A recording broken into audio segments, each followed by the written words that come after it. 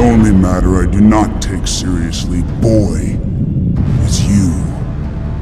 Your politics bore me. Your demeanor is that of a pouty child. And apparently, you alienated my favorite daughter, Gamora.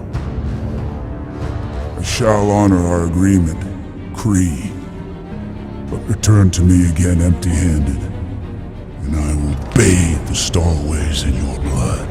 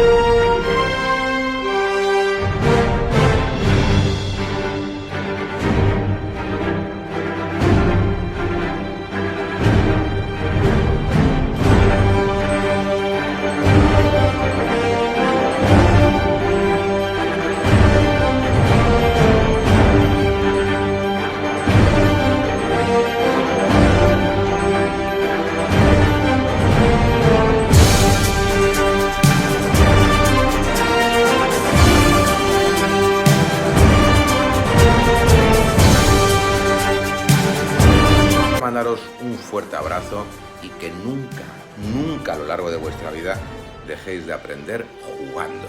La manera más divertida de aprender cosas nuevas.